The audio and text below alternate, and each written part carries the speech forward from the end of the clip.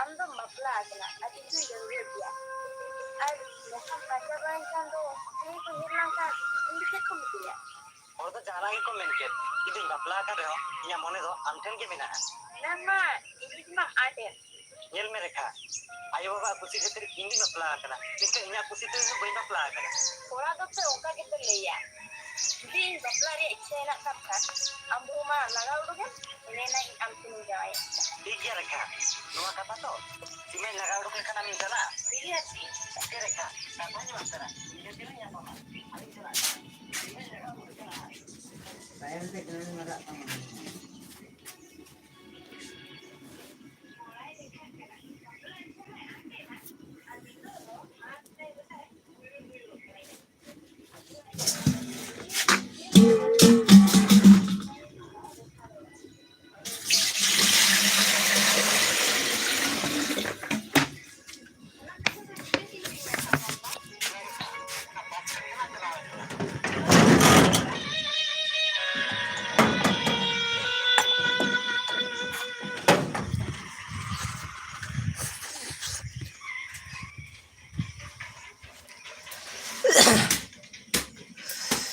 नोडे पे नेले तबना नय लंग तुड़ी अड़ा सड़े दा तुड़ी अड़ा ले तया तुड़ी अड़ा किरिंग हुई कन आले द बन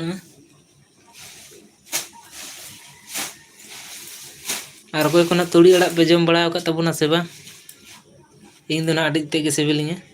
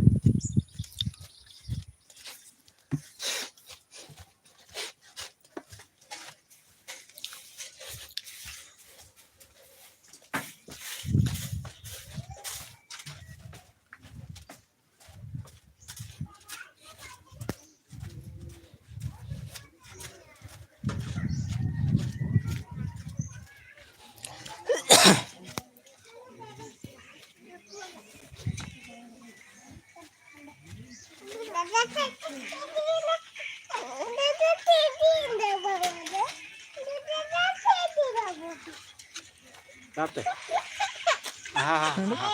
Itu. Dah gue celak kena udah kita. Dah gue celak kena ya.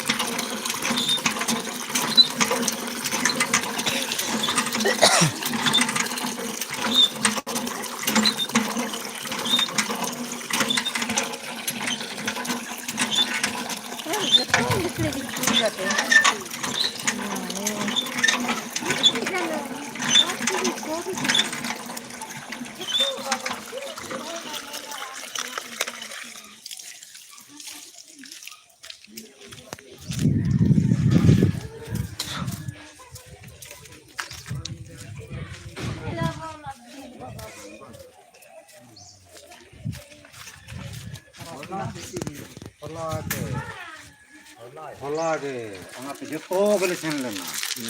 Ale de bangko le. Lai ke tele, ado orang tu lahai na untukare. Orang tu yang ini khabar ni yang. तो दा दे हिक कना गाते नेले तबना पे चपा कोडना दा गे नाल दले न्यू बड़ाया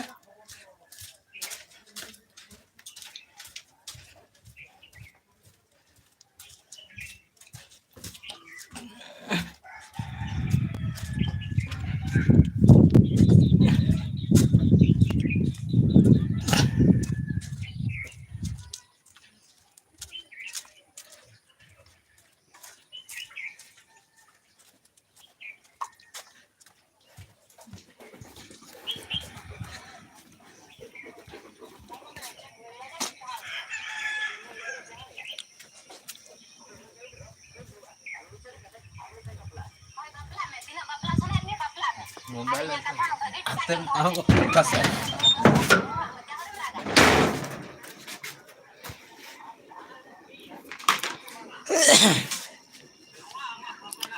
उनका खपरा ओड़ा तले खपरा साड़ीम कना हाँ आले दा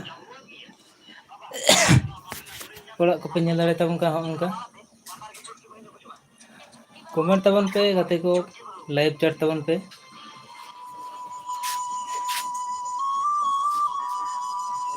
उन्हें बगिल दाड़े टटका ना तला टंडे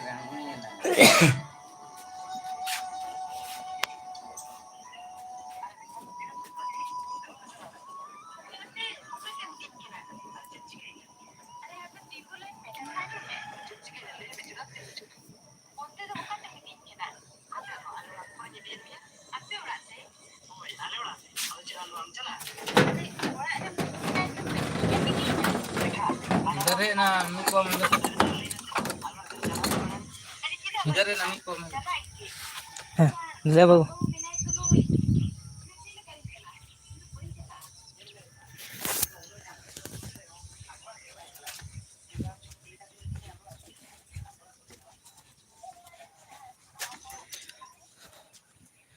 कोई गते बापे चाटी तबना बापे कमेंट तबना कमेंट सेक्शन बंद करना से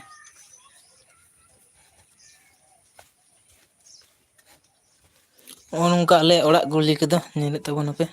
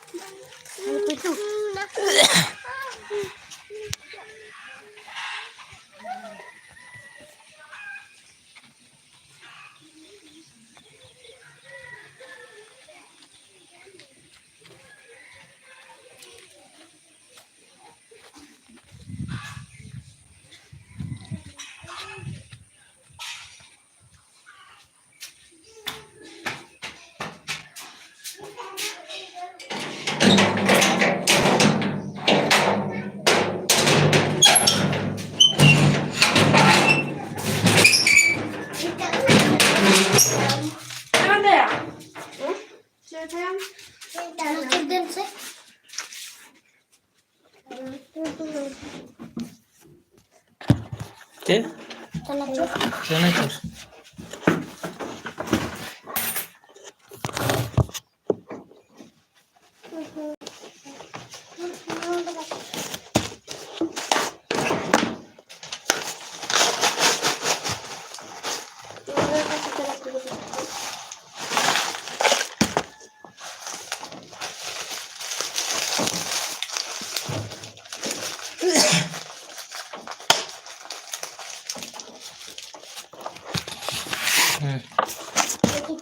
ठीक क्या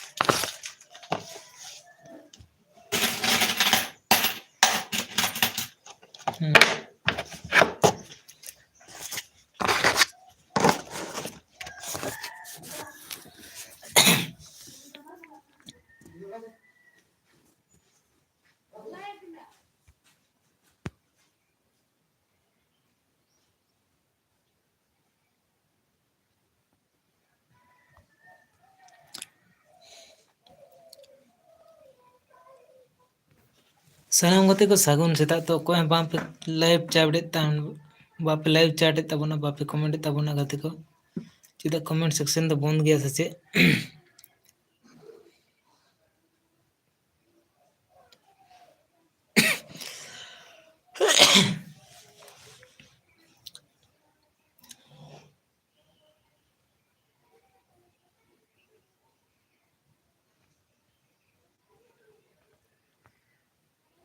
ᱫᱮᱵ ᱵᱮᱥᱨᱟ ᱠᱚᱨᱟ ᱦᱟᱭ ᱦᱮᱞᱳ, ᱯᱳᱭᱞᱳ ᱠᱚᱢᱮᱱᱴ ᱞᱟᱹᱜᱤᱫ ᱛᱮ ᱟᱹᱰᱤ ᱟᱹᱰᱤ ᱥᱟᱨᱦᱟᱣ ᱫᱟᱫᱟ᱾ ᱟᱨ ᱚᱠᱟ ᱠᱷᱚᱱᱮᱢ ᱧᱮᱞ ᱮᱫᱟ?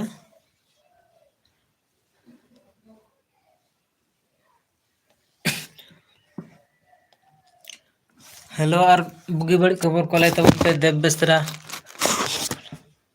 कैसे हो? अच्छा अभी तो बिल्कुल सही सलामत है ये भैया, बाद में क्या हो सकता है, अभी तो ठीक है। आप कैसे हो बताइए?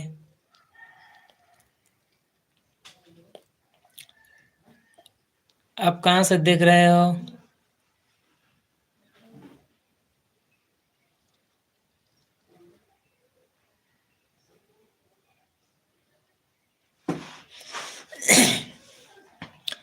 और जितना भी मेरा लाइव में जुड़े हुए हो तो सभी दोस्तों लोग एक दो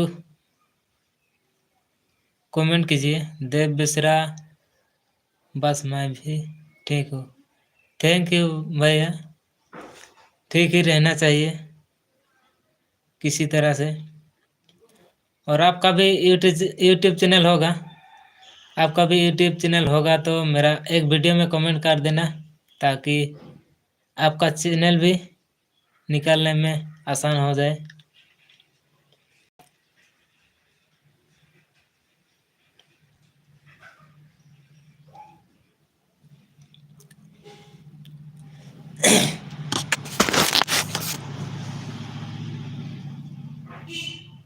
मैं तो अभी मैं दुकान में बैठा हूँ, और सुबह का टाइम और शाम का टाइम बैठा रहता है।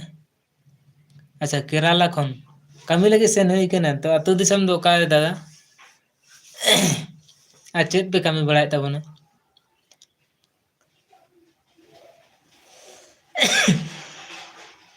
लाइक लगी ते अडी अडी सराह गोंके को, जहां पे लाइक के तबना ना, आ जहां को बाम पे लाइक का तबना उनको को ना लाइक तबन पे, लाइक लिखान पे मोने रे खुशी आइकावा, दिल दाड़ी आइकावा। लाइक तबन पे और कमेंट तबन पे।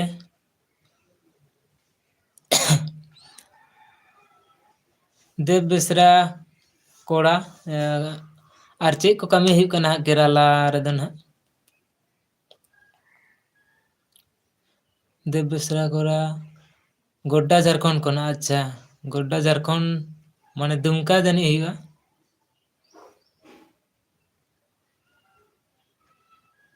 गोड्डा दो अपे दो डिस्ट्रिक्ट हुई कना से दुमका डिस्ट्रिक्ट हुई कना? बांग गोड्डा दो मिटन अलग डिस्ट्रिक्ट कना से?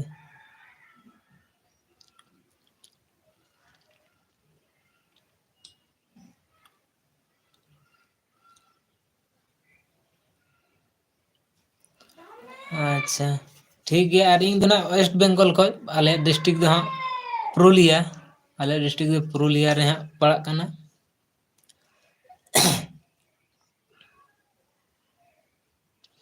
और अबुआ जहाँ भाषा रोड लगी ते मिट कटी अगल डगल हुई दाड़ेया, होयतो आले से भिन्ना ले रोड़ा ना और आपे से भिन्ना को रोड़ दाड़ेया। तो जहाँ जुदी बाड़ी कन इका कन तबन आपे ना, मन चिदा से जतो जायगा रे दो ना समान दो बाबन रोड़ा, ओना खातिर ते ना मिट बार भाषा दो हाँ बांग हो मिला दाड़ेया।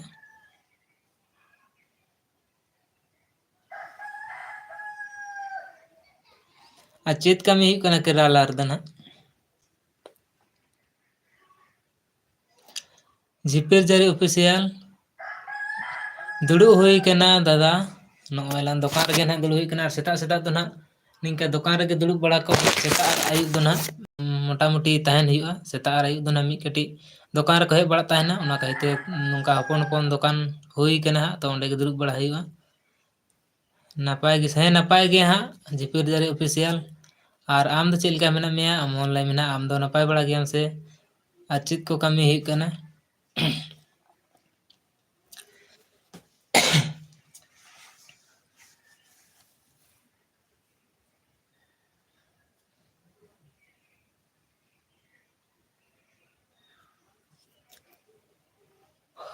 ᱡᱤᱯᱥᱟᱹᱨᱤ ᱚᱯᱷᱤᱥᱤᱭᱟᱞ ᱦᱳᱭ। ᱟᱨ ᱪᱮᱫ ᱠᱚ ᱠᱟᱹᱢᱤ ᱵᱟᱲᱟ ᱦᱩᱭᱩᱜ ᱠᱟᱱᱟ ᱦᱟᱸᱜ? ᱟᱨ ᱵᱟᱹᱠᱤ ᱡᱟᱦᱟᱸᱭ ᱜᱮ ᱜᱟᱛᱮ ᱠᱚ ᱦᱮᱱᱟᱜ ᱯᱮ ᱛᱟᱵᱚᱱᱟ ᱞᱟᱭᱤᱵᱷ ᱨᱮ ᱡᱚᱲᱟᱣ, ᱛᱚ ᱩᱱᱠᱩ ᱠᱚᱦᱚᱸ ᱱᱟᱜ ᱠᱚᱢᱮᱱᱴ ᱛᱟᱵᱚᱱ ᱯᱮ। Bokul Mardi hello, hello, hello ᱜᱟᱛᱮ ᱠᱚ ᱡᱚᱛᱚ ᱠᱚᱜᱮ ᱥᱟᱹᱜᱩᱱ ᱥᱮᱛᱟᱜ। ᱟᱨ ᱵᱟᱹᱠᱤ ᱠᱷᱚᱵᱚᱨ ᱠᱚ ᱞᱟᱹᱭ ᱛᱟᱵᱚᱱ ᱯᱮ ᱱᱟᱜ। ᱟᱨ ᱞᱟᱭᱤᱠ ᱛᱟᱵᱚᱱ ᱯᱮ ᱜᱟᱛᱮ ᱠᱚ, ᱞᱟᱭᱤᱠ ᱵᱟᱲᱟᱣ ᱛᱟᱵᱚᱱ ᱯᱮ। ᱞᱟᱭᱤᱠ ᱯᱮ ᱵᱟᱲᱦᱟᱣ ᱛᱟᱵᱚᱱ ᱞᱮᱠᱷᱟᱱ ᱢᱚᱱᱮ ᱡᱤᱣᱤ ᱨᱮ ᱠᱷᱩᱥᱤ ᱵᱩᱡᱷᱟᱹᱜᱼᱟ।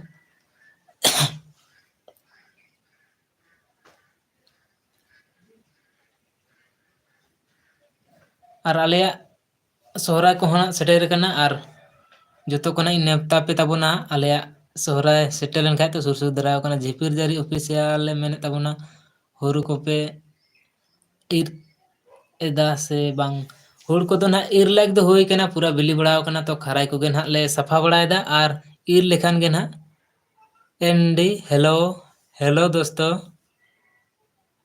आप कहाँ से देख रहे हो? एमडी कहाँ से? मैं वेस्ट बंगाल से भैया। आप कहाँ से देख रहे हो? वेस्ट बंगाल पुरुलिया डिस्ट्रिक्ट पड़ रहा है। आप कहाँ से देख रहे हो?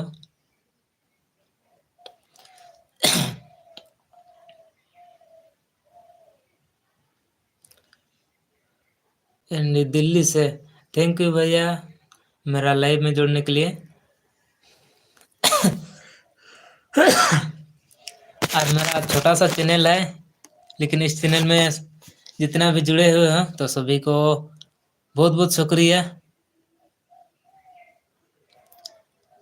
बकुल मार्डी दादा ओकारे आमाग ओड़ाग? इᱧᱟᱹᱜ ᱚᱲᱟᱜ ᱫᱚ ᱱᱟᱜ पुरुलिया डिस्ट्रिक्ट थाना दो नहाग थाना माने पीएस दो पड़ाग कना कोटशिला। और ओड़ाग दो नहाग आले अतु दो नहाग कोड़चे ᱧᱩᱛᱩᱢ तेले ऑल बड़ाया नहाग। और बकुल मार्डी दादा आम दो नहाग ओका कोनेम नेलदा? आम नहाग लाई तलांग में। एंडी आप तो अच्छी हिंदी भी बोल लेते हैं। नहीं भैया हमको अच्छी हिंदी नहीं आता है, क्योंकि मैं बंगाल का हूँ और इतना ज़्यादा एक्सपीरियंस हिंदी का नहीं है।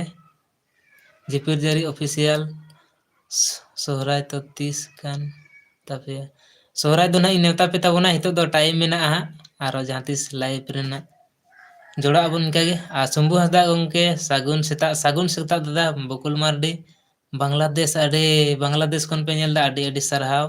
बांग्लादेश इᱧᱟᱜ वीडियो सेनोग कना ओना लगित ते अडी अडी सारहाव। शंभू हंसदा सागुन सेता दादा, सागुन सेता। एनडी आप तो अच्छी भैया, मैं हिंदी थोड़ा बहुत बोल लेता है, लेकिन कुछ गलती होगा तो माफ करना। जितना भी अदर्स लैंग्वेज वाला देखते हो मेरा लाइव में जुड़े हुए हैं तो प्लीज माफ करना, क्योंकि हिंदी हमको इतना ज़्यादा नहीं आता है। बंगाल का रहने वाला है इसलिए तो सभी को सॉरी कहना चाहूँगा।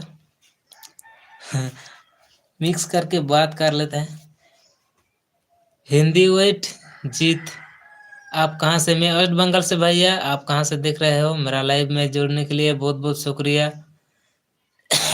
जूनियर एसएम हेलो, हेलो दादा, हेलो दादा। बकुल मार्डी বাংলা বুঝতে পারো? হ্যাঁ বাংলা নিশ্চয়ই বুঝতে পারি, কেন কি আমি তো বাংলাদেশের না বেঙ্গলে পড়ে আমাদের, আমরা বাংলাতে পড়েছি, কিন্তু পুরুলিয়া বাংলা আমাদের বাংলা আর বাংলাদেশের বাংলা কিন্তু আলাদা আলাদা। हिंदी वेट जीत दिल्ली परमेश्वर ऑफ जोहार गी बया, जोहार गी दादा। गुड्डा झारखंड खन इन दो वेस्ट बेंगल खन इᱧᱟᱜ लाइव रे जोड़ा लगी ते अडी अडी सारहाव। और इᱧᱟᱜ दो ना हुडिंग चैनल कान तिङा, तो आपे को होगे हां गड़ोኝ खोजोग काना, तो निहाती गड़ो एमाñ ताबोन पे।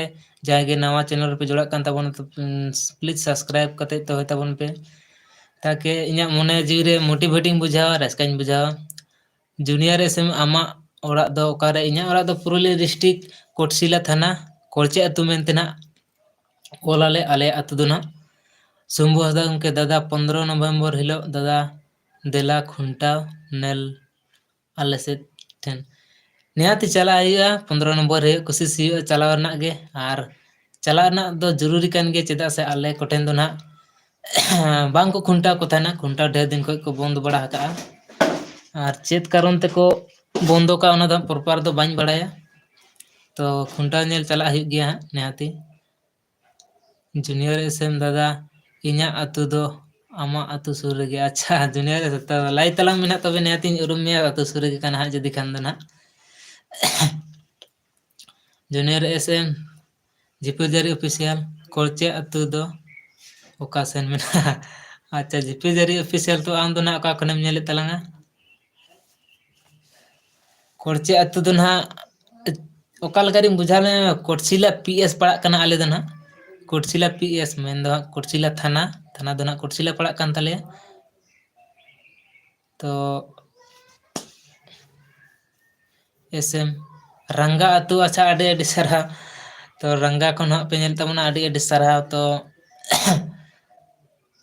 रंगा को दोना सेन बड़ा गया जेते आपे ठेन मारांग ओका रंगा हां बका मिटन दो बुरु रंगा जहां मारांग पता हुई बड़ा ओनाटा रंगा से आरो हां रंगा मिन तो आरो अतु हेना बड़ा कदा गे जूनियर एसएम रंगा अतु अच्छा रंगा अतु दो का जहां बुरु रंगा माने जहां पता हुई बड़ा ओना रंगा से आरो रंगा रंगा महा अडे हेना शंभु हसदा जूनियर बोया झारग्राम डिस्ट्रिक्ट सेद हुई मा में दिला हाँ से अच्छा तो जूनियर बोया शंभु हसदा गमके होबेन कना हा मंदा जूनियर या झारग्राम डिस्ट्रिक्ट से दिला हिजुब बेन और परमेश्वर उर्फ निग्रो बोया आपे दो 30 पे सोहराय और सोहराय दो ना आले टाइम हिना जो तो को हाँ नेता पे तबना लाइव माध्यम ते ना और वीडियो माध्यम ते ना जो तो कोई नेता पे तबना सोहराय टाइम हिना तो कम से कम 15-16 दिन टाइम हिना तो जूनियर एसएम होय दादा ओना मारांग पता गे अच्छा अडे अडे सारा अच्छा ओना खन होने लगी तो निहाती हाँ सेन लेन का देखा हुआ और आमा हो जदी चैनल मेना कान हाँ इना चैनल रे सेन करते हाँ मिटन वीडियो रे कमेंट का में तो इना कान दो ना आमा चैनल पंजाते ना इना आसान हुआ और नो लाइव रेना कमेंट दो ना बांग नेलो से तायम ते ना और नेलो रे हाँ इन दो उना दो बड़ाय बानु तिंगे एसजीपी पहाड़ी कैसे हो आप मैं तो बिल्कुल अभी ठीक है भैया आप लोग कैसे हो और कहाँ से देख रहे हो बकुल मार्डी तुम्हादेर एदिके की मास आमादेर एदिके एखन तो कार्तिक मासई चलছে এখন कार्तिक मास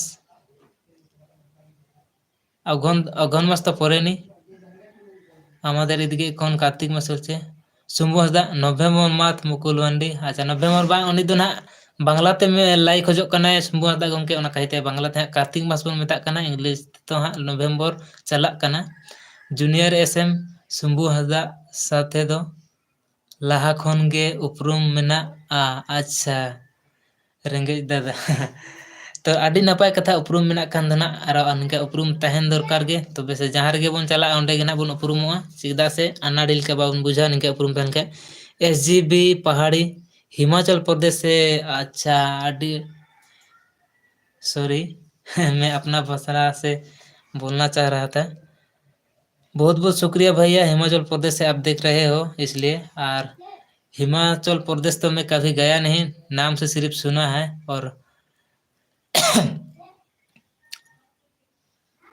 मेरा लाइव में बहुत बहुत शुक्रिया आपको लाइव में जुड़ने के लिए और आपका भी चैनल होगा तो मेरा एक वीडियो में छोटा सा कमेंट कर देना ताकि आपका चैनल को भी निकालने में आसान हो जाए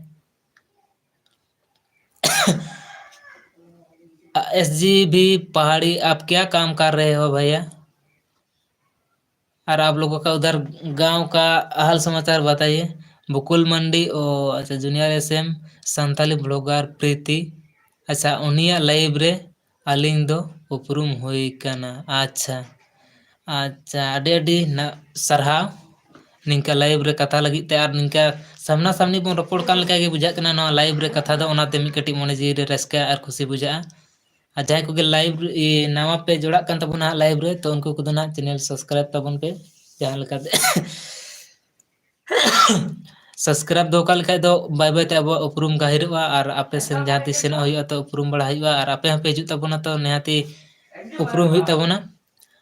आप परमेश्वर उर्फ निग्रो बयहा लुगु बुरु नेल दोपे चलाआ से बांग दादा चला रना के कोशिश हुई कना हा मेनका अडी दुख रना कथा हा मिटन होला गे ना मिटन आले ओड़ा रेन गे ना मिटन मारांग आयो होड़ हा बोंगा तलाव कान तालेया तो उनिया कमी को तिना लाहा पारमो कना हा जदि ओना लघु बुरु मेला लाहा रे जदि कमी को हा पारमो कान तालेया जहां दो घाट से भांडान उन बम मेता कना ओना को जदि पारमो तालेया तो खान हा चला गे ना मन ताहे कना लघु बुरु दो ना बासबी बाबेस भैया एक चिप्स दो भैया आपका जो मन है वो ले लेना मेरा इसमें कुछ दिक्कत नहीं है, आप ले लीजिए कौन सा आपको अच्छा लग रहा है। SGB पहाड़ी जी जूनियर SM रंगेश दादा सोहराय रे हिजुग में अच्छा जूनियर SM दादा आपे सोहराय दो ना तीस कना और सुंबू हंसदा गोंके लाइदा जूनियर बयहा हिजुग कनाम खान लाई में आला आले मेना लेया झारग्राम डिस्ट्रिक्ट रे ओनाते हाँ बांग पची जी नो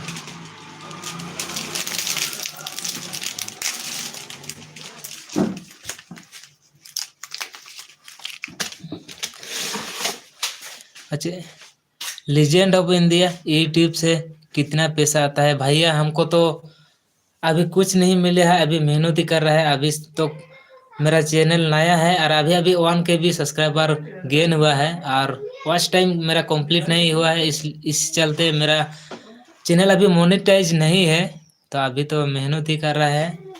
लेकिन आशा है कभी मिलता है तो अच्छा है, और नहीं भी मिलेगा तो आप सबका साथ बात हो रहा है ना, यही मेरा दिल को खुश रखता है। बस अभी तो कुछ नहीं मिला है। शंभू हंसदा ᱦᱮᱸ ᱜᱚᱝᱠᱮ ᱱᱚᱣᱟ ᱫᱚ ᱦᱟᱸᱜ ᱥᱟᱹᱦᱤ ᱠᱟᱛᱷᱟ ᱠᱟᱱ ᱜᱮᱭᱟ। ᱧᱮᱞ ᱛᱟᱵᱚᱱᱟᱯᱮ ᱵᱚᱦᱚᱜ ᱩᱵ ᱦᱚᱸ ᱵᱟᱝ ᱤᱭᱟᱹ ᱦᱩᱭ ᱠᱟᱱᱟ, ᱵᱷᱟᱸᱰᱟᱱ ᱯᱟᱨᱚᱢ ᱟᱠᱟᱱᱟ ᱟᱨ ᱚᱱᱟ ᱠᱤᱪᱷᱩ ᱫᱤᱱ ᱵᱟᱫ ᱜᱮ ᱱᱟᱦᱟᱜ ᱱᱚᱝᱠᱟ ᱟᱞᱮᱭᱟᱜ ᱵᱟᱠᱷᱮᱲᱟ ᱟᱨᱚ ᱦᱩᱭᱱᱟ ᱱᱟᱜ। लीजेंड ऑफ इंडिया बहुत बढ़िया, आपको भी बहुत शुक्रिया मेरा लाइव में जोड़ने के लिए, धन्यवाद। दिसमिस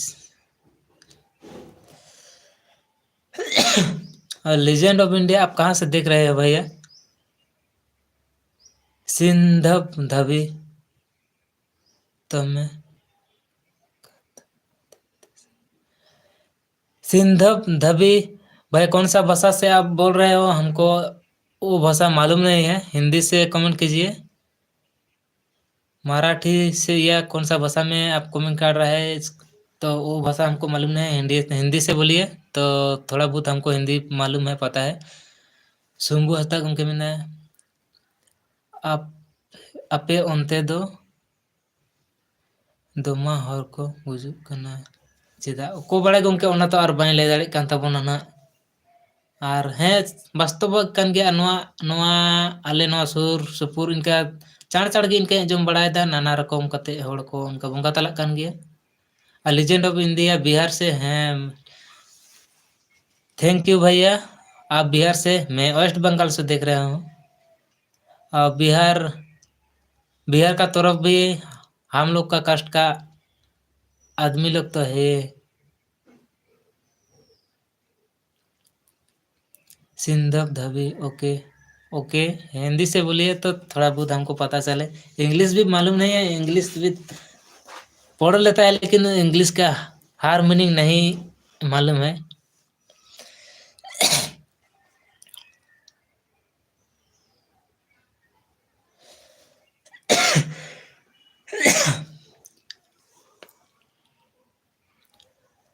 लाइक कीजिए दोस्त लोग, लाइव को लाइक कीजिए, लाइव चैट कीजिए।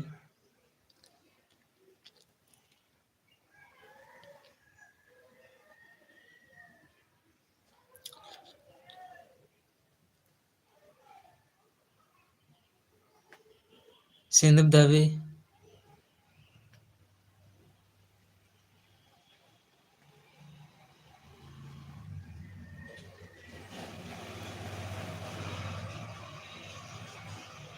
सिंदूर देवी क्या है भैया, अच्छा से पढ़ नहीं सकता है था सभी। हिंदी भाषा जैसा तो नहीं लग रहा है, आप कौन सा भाषा से लिखे हैं? गुजराती नहीं लगता है। जूनियर एसएम रेंगेज दादा लाहा तीना एसएमएस पढ़ाओ रेंगेज लाहा तीना एसएमएस पढ़ाओ में ओकाटा बाñ बुझा दाड़ेयादा दादा, फिर से ओना गिना एसएमएस में।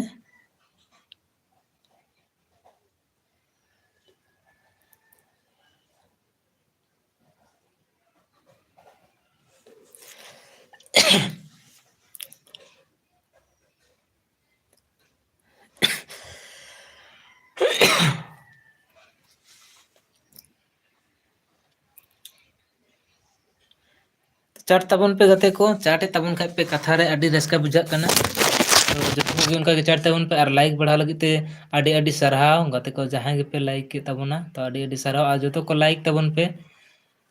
आज जितना भी दोस्त लोग मेरा लाइव में जुड़े हो तो प्लीज लाइक कीजिए और 4 लाइक के लिए सभी दोस्तों को बहुत बहुत धन्यवाद कहना चाहता।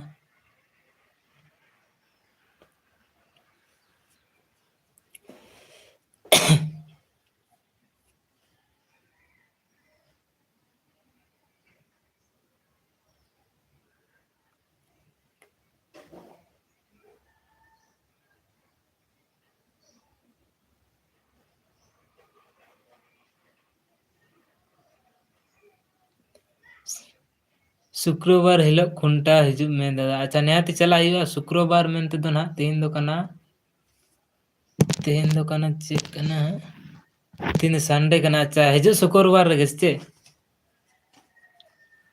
चला हुआ निहाती चला हुआ चेदा बांग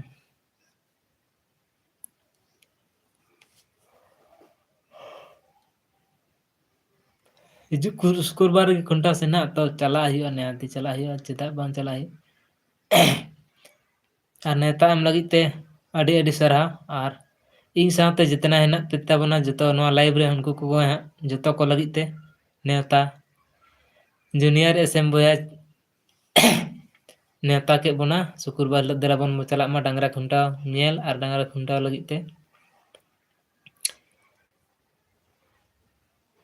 बाकी कते को कमेंट ताबन पे ना कमेंट लेखान दो रस्काते आलादा गे बुझाग कना रेंगेज दादा। अच्छा लाइक ताबन पे उनका गे ना जतो को गे लाइक लेखाय मने जी रे रस्का बुझाग कना। तो लाइक लगी ते अडी अडी सरहा और दुलार रहा प्रोडक्शन चलो लघुबुरु दादा गमके लघुबुरु चला ना अडी के शौक ताहे कना और अडी के मन ताहे कना। तो नेले ताबना पे नोयला इन बहु अंगड़ो कदा मेन दो किछु दिन माड़ांग गे ना मिटन भांडन पारम कान तालेया और होला गे ना आरो मिटन मारा आयो हड़ हा बोंगा तलायन तालेया। तो अडी दुख रेना कथा कना। 1 महीना भितर गे हाँ आलेया बाखेर भितर रे मेन दो मिटन दो मारा आयो और होला नो दो ना मिटन मारा आयो हड़े बोंगा तलायना और किछु दिन माड़ांग रे दो काका हड़ ओना दो ना वीडियो एम का गे नवा चैनल रे। तो निया खातिर तिना भांडन को ना तिना लेटोक कना बांखाय लघुबुरु चला ना दो अडी गे मन ताहे कना।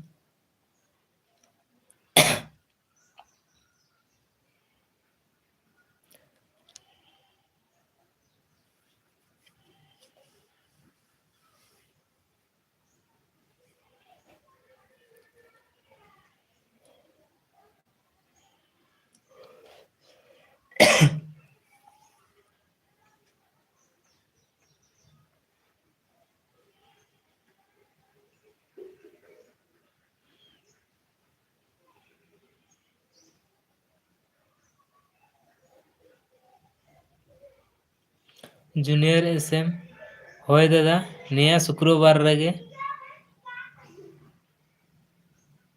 साथे लाइव रेन सनाम को इंग सेन खोना नेता कोमा दादा तो सानाम लाइव रेन जितना के पे जोड़ाव कान तबोना गते को तो जूनियर एसएम नेता के बुना हिजुक कान शुक्रवार डांगरा खुंटा आ नेनेल हो और डांगरा खुंटा लगी ते हो सेटर तबोन पे ना एसएम जूनियर एसएम बोयाटे मेन दो ना रंगा रेन कान तबोना जहां अब मारा रंगा पता हुआ ओंडे गे ना दोन चलाक मा दुलार रहा प्रोडक्शन गोंके काटी गान शूटिंग होय। अच्छा ठीक गया नेहाती चला तबन पे ना जुदी इंगे बांगिंग चला तबन ना तो अपे दो ना चला तबन पे ओंडे ना शूटिंग हताव ना मेना तो नेहाती चला तबन पे और अबो संताड़ा मारांग धर्म गाड़ लेकाते ना लघुबुरु ना शूटिंग हताव दो नेहाती जरूरी कना इन्या अलिंगा चला ना दो अडी के मन ताहे कना मेनकान दो ना ओने ना दुख खातिर गे ना लिंग चला दाड़े कना से बांग जुदी 13 14 15 16 से 14 15 16 कना से ना तो ओना को डेट माड़ा रे जुदी ना आले कमी होरा का पारमो मेनका चला गे हियो ना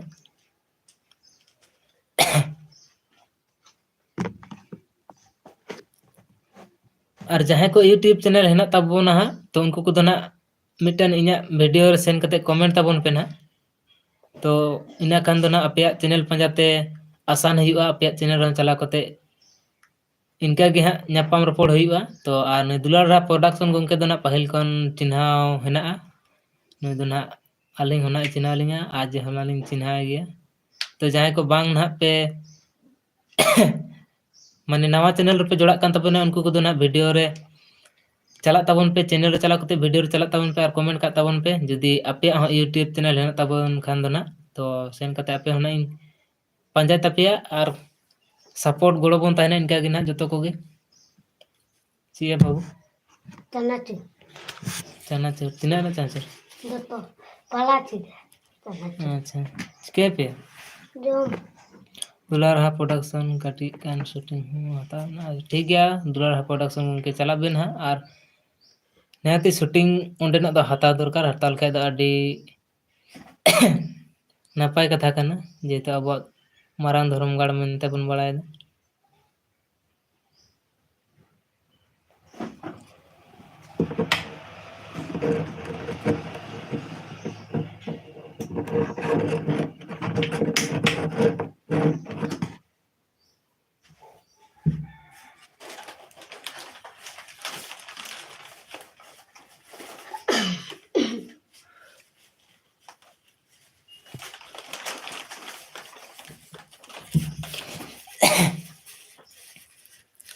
कमेंट तबन पे गते को कमेंट कीजिए सभी दोस्तों लोग जितना भी मेरा लाइव में जुड़े हो बात करने से बहुत मजा आ रहा है अच्छा लग रहा है टाइम कैसा गुजर जाता है कुछ पता ही नहीं चल रहा है आप लोगों के साथ बात करते करते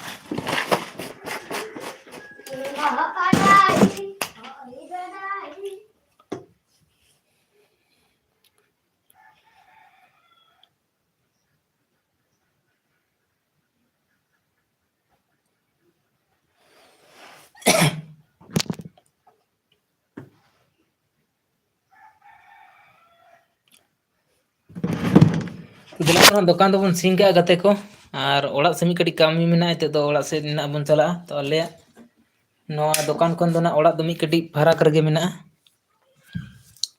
तो दिला बन ओड़ा सेन गे ना चला हिक कना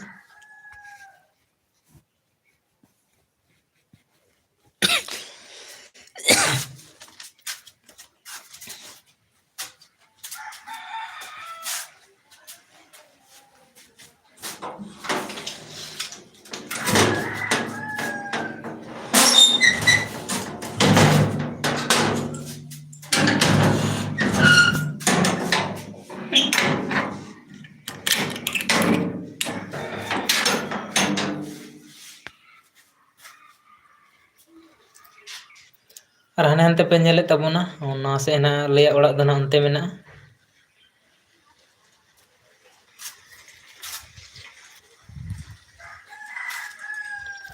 ᱟᱞᱮ ᱥᱩᱨ ᱨᱮᱜᱮ ᱢᱮᱱᱟᱜᱼᱟ ᱢᱤᱫᱴᱮᱱ ᱯᱨᱟᱭᱢᱟᱨᱤ ᱤᱥᱠᱩᱞ, ᱱᱚᱜᱼᱚᱭ ᱯᱮ ᱧᱮᱞ ᱫᱟᱲᱮᱭᱟᱜ ᱠᱟᱱ ᱛᱟᱵᱚᱱᱟ ᱡᱟᱦᱟᱸᱭ ᱵᱟᱝᱞᱟ ᱯᱮ ᱯᱟᱲᱦᱟᱣ ᱫᱟᱲᱮᱭᱟᱜ ᱛᱟᱵᱚᱱ ᱠᱷᱟᱡ ᱫᱚ